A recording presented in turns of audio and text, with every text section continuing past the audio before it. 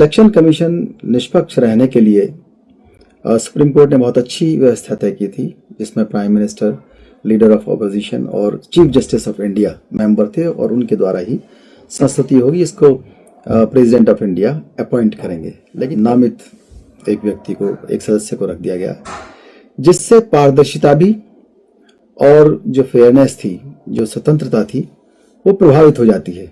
CJI के रहने से कोई दिक्कत नहीं थी।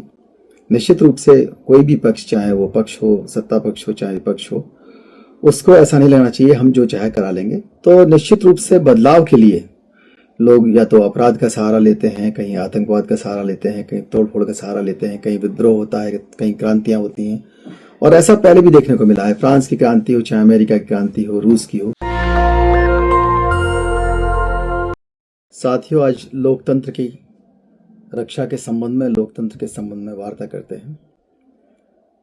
लोकतंत्र एक ऐसी व्यवस्था है जिसमें पूरी दुनिया के लोगों ने बहुत मेहनत करके विश्वास व्यक्त किया है और राजनीतिक आंदोलन, सामाजिक, आर्थिक, सांस्कृतिक, धार्मिक आंदोलन बहुत हुए और उन सब की परिणति के रूप में आया कि लोकतंत्र सबसे अच्छी राजनीतिक व्यवस्था है, जिसमें सामाजिक व्यवस्था भी और सांस्कृतिक व्यवस्था भी, सभी व्यवस्थाएं अच्छी तरह से व्यवस्थित रूप से आगे बढ़ती हैं।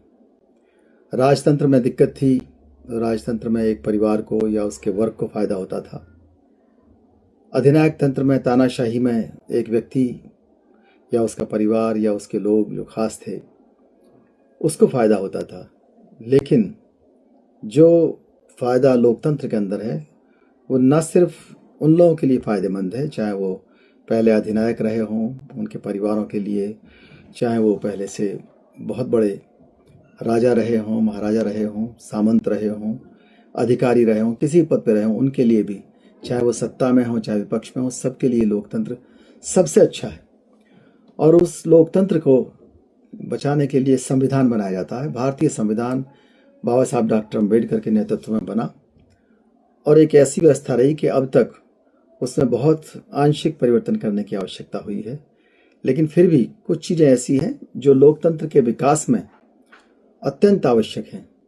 हमको लगातार उन पर नज़र रखनी होगी। जहाँ भी, जिस भी देश में जब वोटर या वहाँ का नागरिक अपने आप को कमज़ोर महसूस करता है या निराशा आती है, तो निश्चित रूप से बदलाव के लिए लोग या तो अपराध का सहारा लेते हैं, कहीं आतंकवाद का सहारा लेते हैं, कहीं तोड़फोड़ का सहारा लेते हैं, कहीं विद्रोह होता है, कहीं क्रांतियाँ होती हैं। और ऐसा पहले भी देखने को मिला है। फ्रांस की क्रांति हो, चाहे अमेरिका की क्रांति हो, रूस की हो। इंग्लैंड का तो नहीं उस तरह कह सकते, वहाँ तो फूलों की क्रांति हुई। उन्होंने अपने आप को भांप लिया बहुत पहले ही और उन्होंने राजतंत्र के साथ लोकतंत्र को अच्छी तरह से डाल करके उसको मजबूत कर लिया और मुख्य रूप से वहाँ लोकतंत्र ही है। आज भारत के अंदर बहुत सी विद्वानों में भी, आम आदमी में भी ये चर्चा का विषय बना हुआ है कि हमारा लोकतंत्र का विकास किसी भी तरह से स्वस्थ तरीके से हो और सफल हो हमारे देश के अंदर लोकतंत्र। इसके लिए व्यवस्था की गई है भारतीय संविधान में कि निष्पक्ष, और अगर जन विश्वास कायम रखना है तो निश्चित रूप से सुप्रीम कोर्ट का एक अपने आप में बहुत बड़ा अहम रोल है लोकतंत्र को बचाने के लिए, संविधान को बचाने के लिए। उसका सम्मान किया जाना चाहिए था, लेकिन उसको बदल दिया गया। ये अपने आप में भारतीय लोकतंत्र के लिए एक बैक गियर का काम करता है। इलेक्शन कमीशन ऑफ इंडिया अपने आप में अच्छी तरह से काम करे, पारदर्शिता से काम करे, उसके लिए यह भी आवश्यक है कि उसके अंदर मेजॉरिटी से निर्णय लिए जाएं।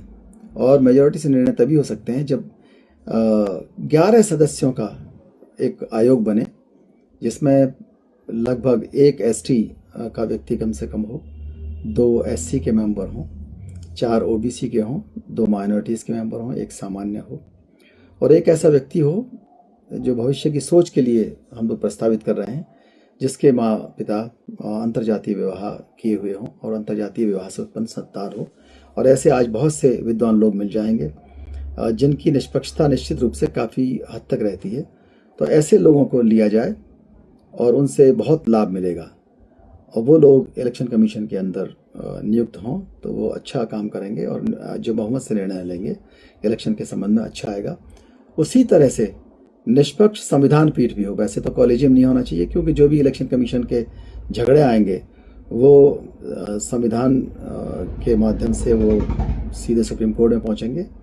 लेकिन इलेक्शन कमीशन के साथ साथ इलेक्शन डिस्प्यूट्स ट्रिब्यूनल भी बनाया जाना चाहिए। इलेक्शन डिस्प्यूट्स ट्रिब्यूनल अगर बनेगा तो जो भी शिकायतें हैं वो तुरंत 1 हफ्ते या 3 दिन के अंदर वो सही हो सकती हैं। वोटर की समस्याएं हों, चाहे कैंडिडेट की हो, चाहे इलेक्शन संबंधी हो, तो सुप्रीम कोर्ट को कम परेशानी होगी।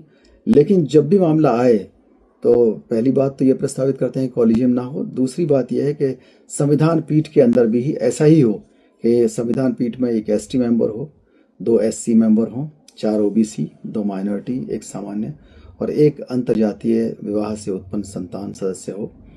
निश्चित रूप से कोई भी न संविधान को दिक्कत होगी न लोकतंत्र को दिक्कत होगी। लेकिन फिर भी यह आवश्यक है कि जो SIR जैसी एक्सरसाइज हो रही है उसको 2-3 महीने पहले ना करा करके उसको लगातार कराया जाए, उसमें कोई दिक्कत नहीं है। और ऐसा हो सकता है सेंसस कमिश्नर के साथ मिल करके भी इसको व्यवस्थित रूप से किया जा सकता है। और इलेक्शन कमीशन ऑफ इंडिया अपने आप को जोड़ ले सभी अस्पतालों से, वहाँ कौन बच्चे पैदा हो रहे हैं, शमशान घाटों से भी जोड़ ले, कौन लोग मर गए उनका अपने आप ख़त्म करे। जो कार्यालय हैं वहाँ पर कौन काम कर रहे हैं, वहाँ भी, स्कूलों के अंदर भी कौन 18 साल का होने वाला है, कब हो जाएगा, ये व्यवस्था आजकल तो आर्टिफिशियल इंटेलिजेंस की मदद से भी काफ़ी कुछ हल हो सकता है।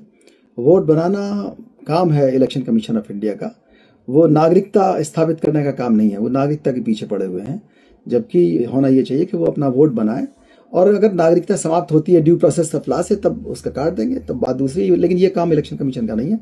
आपका काम वोट बनाना है, उस वोट को बनाने के लिए करिए। लेकिन फिर भी इन सब के बावजूद भी वोटर को बहुत जागरूक रहना पड़ेगा। वोटर को पहचानना पड़ेगा कि कौन संविधान विरोधी कैंडिडेट है और कौन संविधान समर्थक है। और वोटर को इतना दूरदर्शी होना पड़ेगा कि वो पहचाने कि मैनिफेस्टो में पहले किस पार्टी ने क्या दिया था, अब कौन सी पार्टी क्या दे रही है। पुराने नए मैनिफेस्टो की तुलना करना सीखें, संविधान समर्थक को पहचानें और उसी तरह से वोटिंग करें अपनी इच्छा से, ताकि एक पारदर्शी लोकतंत्र हमारे देश के अंदर हो। हम चाहते हैं कि लोकतंत्र दिनों दिन अच्छी यात्रा पकड़े। कोई भी पार्टी सत्ता में आए, कोई भी जाए, इससे कोई मतलब नहीं है। लेकिन लोकतंत्र रहना चाहिए, देश रहना चाहिए, सामाजिक एकता रहनी चाहिए। बहुत बहुत धन्यवाद। जय भीम। नेशनल दस्तक की आपसे गुजारिश है कि अगर इसको बचाना चाहते हैं तो नेशनल दस्तक को सब्सक्राइब करने के लिए रेड कलर के सब्सक्राइब बटन को दबाएं, फिर बेल आइकन की घंटी दबाएं। नेशनल दस्तक को बचाने के लिए बहुत जरूरी है कि हर खबर को शेयर करें, लाइक करें, कमेंट जरूर करें।